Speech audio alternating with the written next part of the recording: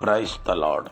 கிறிஸ்துவுக்குள் எனக்கு மிகவும் பிரியமான என் அன்பு சகோதர சகோதரிகளை, ஆண்டவராகிய இயேசு கிறிஸ்துவின் நாமத்தினாலே உங்களுக்கு மிகுந்த சமாதானமும் நல்ல சரீர சுக பலமும் இருதயத்திற்கு மிகுந்த ஆறுதலும் உண்டாவதாக என்று நான் உங்களை வாழ்த்துகிறேன்.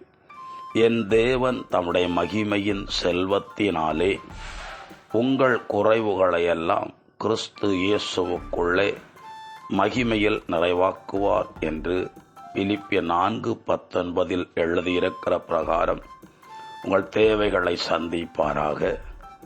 நீங்கள் எந்த இடத்துல பண காரியத்தில் தலைகுனிந்து வெட்கப்பட்டு நிற்கிறீர்களோ அதில் தேவன் இனி வருகிற நாளில் உங்களுக்கு அற்புதங்களை செய்து ஒவ்வொரு தேவைகளை சந்திக்க பண்ணுவாராக.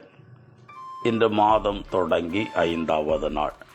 நான் வித்தியாசமாய் சில காரியங்களை என்று சிந்தித்து கொண்டிருந்தேன். அதிலிருந்து நான் உங்களுக்கு சில காரியங்களை சொல்லுகிறேன். தொடக்க நூல் 5ஆம் அதிகாரம் முதல் கடைசி புஸ்தகம் திருவெளிப்பாடு 5ஆம் அதிகாரம் வரை ஒவ்வொரு புஸ்தகத்திலும் ஆண்டவர் விதவிதமான அற்புதங்களை செய்திருக்கிறார். தொடக்க நூல் 5ஆம் அதிகாரத்தில் உலகம் முழுவதும் எத்தனையோ கோடி மக்கள் வாழ்ந்த காலத்தில் ஏனோக் என்கிற மனுஷனை ஆண்டவர் சாவை காணாதபடி உயிரோடு கூட பரலோகத்திற்கு எடுத்து கொண்டார் என்று தொடக்க நூல் 5:24 எழுதப்பட்டிருக்கிறது. ஆண்டவர் இப்படி சொல்லியிருக்கிறார்: ஒருவன் உலகம் முழுவதும் தனதாக்கி கொண்டாலும் தன் ஆத்துமாவை இழந்து போவாரானால் அதனால அவருக்கு என்ன பலன்? அதாவது சொத்துக்கள் சேர்த்ததுனால என்ன பலன் என்று கேட்கிறார். இன்னைக்கு உலகம் முழுக்க எத்தனையோ கோடி பேர் வாழும்போது ஆண்டவரோடு ஏனோக்கு நடந்திருக்கிறார். 365 வருட காலம் வாழ்ந்திருக்கிறார். மனைவி பிள்ளைகள் உண்டு. ஆனாலும் அவர் கர்த்தரோடு நடந்தாராம். சாவை காணாதபடி எடுத்துக் கொள்ளப்பட்டாராம். இதுதான் யதார்த்தமான அற்புதம். பிரியமானவர்களே, உலகத்தில் வாழும்போதே உயிரோடு பரலோகத்துக்கு போயிருக்கிறார். கடைசி புஸ்தகம் திருவெளிப்பாடு 5ஆம் அதிகாரம் 5ஆம் வசனத்தில் அதுக்கு முன்னால் இப்படி ஒரு சம்பவம் நடக்கிறது. அரியணையில் வீற்றிருக்கிற ஒரு இடத்திலே ஒரு ஏட்டுச் சுருள் இருந்தது. அந்த ஏட்டுச் சுருள் 7 முத்திரைகளினாலே முத்திரையிடப்பட்டிருந்தது. ஒரு குரல் கேட்கிறது: இந்த முத்திரையை உடைத்து ஏட்டுச் சுருளை பிரிக்கத்தக்கவன் யார்? இவர் ஆவலோடு பார்க்கிறார். யாராலையுமே அந்த ஏட்டுச் சுருளை பிரிக்க முடியவில்லை. முத்திரையை உடைக்க முடியாததுனால பிரிக்க முடியவில்லை. இவர் தேம்பி தேம்பி அழுகிறார். யோவான் பத்மு தீவில் வைத்து. அப்பதான் அந்த 5ஆம் வசனத்தில், அழாதே, யூதாவின் சிங்கமும் தாவீதின் வேறுமானவர் வெற்றி பெற்றிருக்கிறார். அவர் இந்த முத்திரையை உடைத்து அந்த ஏட்டுச் சுருளில் இருக்கிறவைகளை அவர் படிப்பார் என்று சொல்லி யோவானை தைரியப்படுத்துகிறார். ஆண்டவராகிய தேவன் அதிசயங்களை செய்கிறவர். வேதத்தில் 1 சாமுவேல் புஸ்தகம் 5ஆம் அதிகாரத்தில் பிலிஸ்தியர்கள் இஸ்ரவேல் ஜனங்களோடு யுத்தம் பண்ணி கடைசியில் கர்த்தருடைய பேழையை அவர்கள் பிடித்து கொண்டார்கள். அதை கொண்டு வந்து அவர்களுடைய பெலிஸ்தருடைய தெய்வமாகிய தாகோன் இருக்கிற அந்த கோவிலுக்குள்ளே கொண்டு வைத்து கதவை பூட்டிவிட்டார்கள். அடுத்த நாள் வந்து பார்க்கும்போது கர்த்தருடைய பேழை வைக்கப்பட்ட இடத்துல வைத்த விதமாக இருந்தது. ஆனால் அவன் சதா காலமும் இதுவரைக்கும் இருந்து கொண்டிருந்த தாகோன் சிலை விழுந்து கிடந்ததாம்.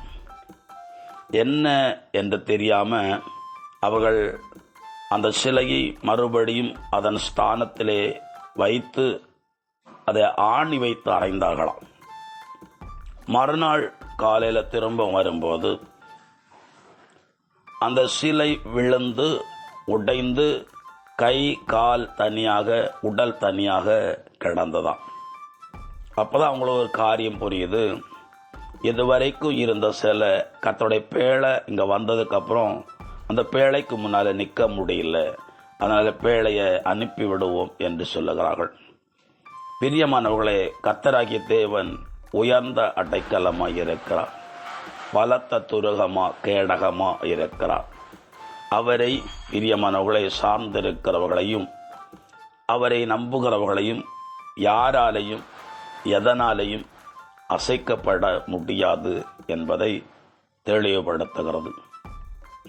2 அரசர் 5ஆம் அதிகாரத்தில் புறவினத்து மனுஷன் நாமான் தொழுநோயினாலே பாதிக்கப்பட்டிருந்தான். இஸ்ரவேல் தேசத்து சிறுமி அவன் வீட்டில் வேலைக்காரியாக இருந்தாள். அவள் ஒரு சத்தியத்தை சொன்னாள். இந்த நோயோடு என் தலைவன் கஷ்டப்பட வேண்டியதே இல்லை. எங்கள் தேசத்துக்கு போவாரானால் கர்த்தருடைய தீர்க்கதரிசிகள் இருக்கிறார்கள், அவர்கள் ஜெபித்தால் உமக்கு சுகம் கிடைக்கும் என்று சொன்னார். அது சிறுமியின் வார்த்தையை விசுவாசித்து புறவினத்தான் தன் தேசத்திலிருந்து செல்வங்கள் எடுத்துக்கொண்டு காணிக்கை கொடுப்பதற்காக வேலைக்காரர்களோடு சமாரியா பட்டணத்துக்கு வந்து எலிசாவை சந்தித்தான். எலிசா யோர்தான் ஆற்றிலே 7 தரம் முங்கி எழும்பும், நீர் சுகமாவீர் என்று சொன்னார். அவனுக்கு ஏற்றுக்கொள்வதற்கு கடினமாய்த்தான் இருந்தது. ஆனாலும் அவன் யோர்தான் ஆற்றில் 7 தரம் முங்கி எழும்பின போது அவன் நோய் சுகமாயி அவன் சரீரம் புதியதானது, மறுரூபமானது. பிரியமானவளே, முழுவதும் பாடுபட்டு உழைத்து ஒரு மீனும் அகப்படவில்லை என்று லோக்கா 5ஆம் அதிகாரத்தில் இயேசுவிடத்தில் பேதுரு புலம்பினார்.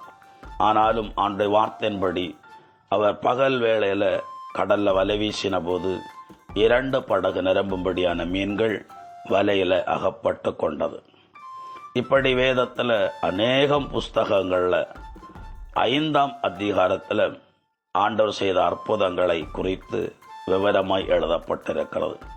மார்க் 5ஆம் அதிகாரத்தில் பிரியவர்களே 6000 பிசாசினால் அலக்களிக்கப்பட்ட மனுஷனை தேவன் விடுதலை ஆக்கினார். யோவான் 5ஆம் அதிகாரத்தில் 38 வருஷமா படுக்கை நோயாளியை கிடந்த மனுஷனை ஆண்டவர் எழும்பி நடக்க பண்ணினார். இந்த நாளிலும் நீங்களும் ஒரு அற்புதத்தை காணும்படி உங்களை ஆண்டவர் நடத்த போதுமானவர். ஒப்புக் கொடுப்போம்.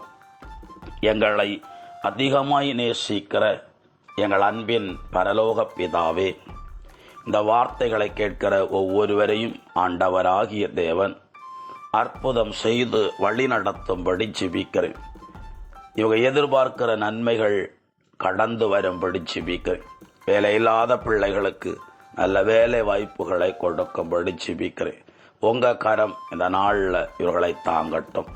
இயேசு கிறிஸ்துவின் பெயராலே இவர்களை எல்லாம் ஒப்பு கொடுத்து ஜெபிக்கிறேன். ஜெபங்கேளும் ஜீவனுள்ள நல்ல பிதாவே, ஆமேன். God bless you. சமாதானம்.